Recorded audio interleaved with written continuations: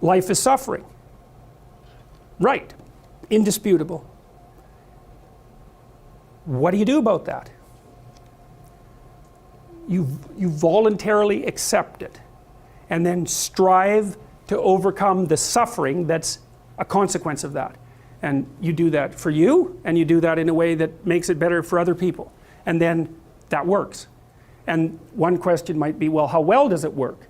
And the answer is, the only way that you can find out is by trying it.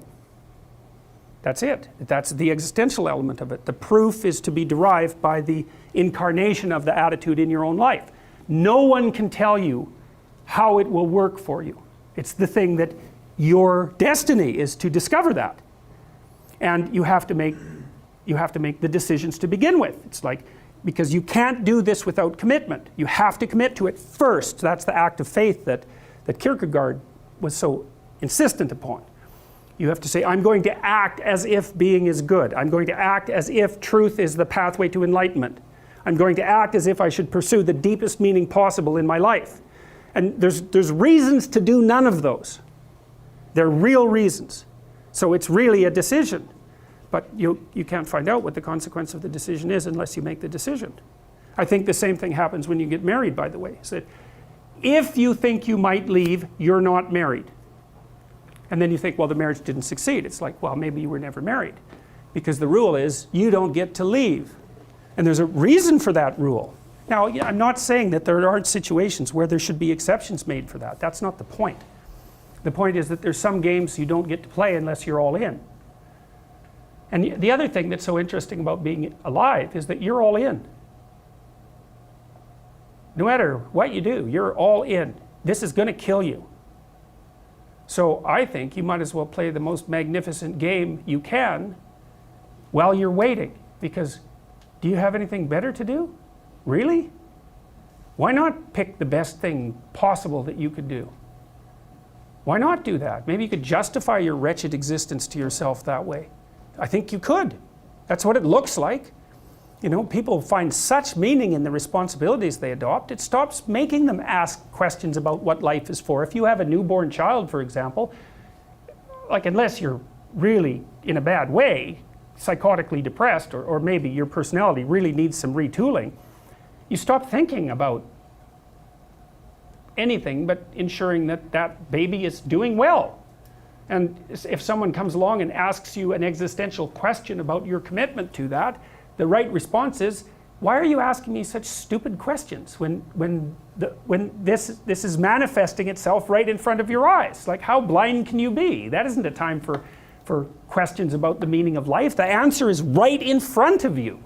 And if you can't see it, it's not because life has no meaning, it's because you're blind. I mean, that's what the image of the Virgin Mother and the child is all about. It's like, what's the answer to the meaning of life? Here's an answer. It's like, well, I'm going to criticize that. Well, go right ahead. You know, it's like what you're like a what do you call that? A termite gnawing on a temple. There's no utility in that sort of criticism. It's blindness. And it's the same thing with regards to the path of the hero. It's like it glistens in front of you and you can criticize it. It's like, fine. Put the cart before the horse and see how far you get. So I thought, to bring full closure to the class, I was trying to solve this terrible puzzle that confronted me and many other people about how it was that human beings got themselves in such a tangle about what they believed. Such a tangle that we were pointing the ultimate weapons of destruction at one another, which, by the way, we are still doing. And I thought, okay, well, I understand that. We need our belief systems. They orient us. And that means there will be conflict between belief systems, and that can be a catastrophe. And that's being played out everywhere, again, in very many ways.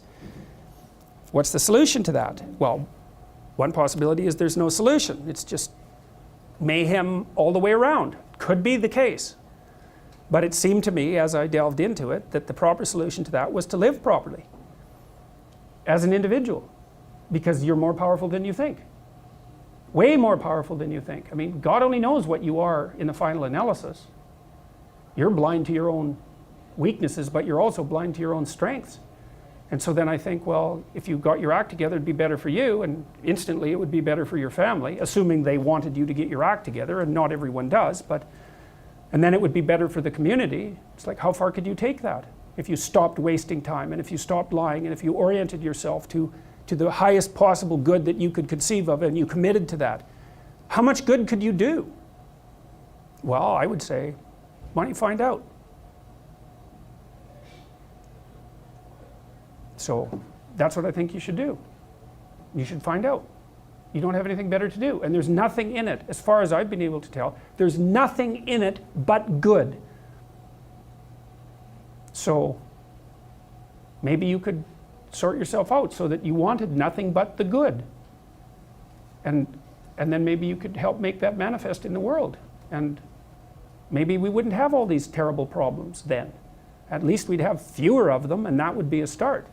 So it's the answer to the problem of humanity is the integrity of the individual. That's the answer. So, and states that are predicated on that realization are healthy. So, and states that aren't are doomed to stagnation and catastrophic collapse. And personalities that are predicated on self-tyranny and the tyranny of others are doomed to collapse. So, and then you think, well, what's the barrier? And the barrier is, are you willing to accept the responsibility? And part of the answer to that is, reduce the damn responsibility until it's tolerable. You don't have to fix everything at once. You could just start by fixing the things that you could fix. Or you could even do it more. You could do it with even less self-sacrifice. You could start by fixing only the things that you want to fix. God, you can get a massive way that way. So do it. See what happens. That's what you should have been taught in university right from the beginning. It's like, aim at the highest good. Tool yourself into something that can attain it. And go out there and manifest it in the world. And everything that comes your way will be a blessing. And so all you have to do is give up your resentment and your hatred. I know that's a hard thing to give up because you have plenty of reason for it. That's probably a good place to stop. So it was a pleasure.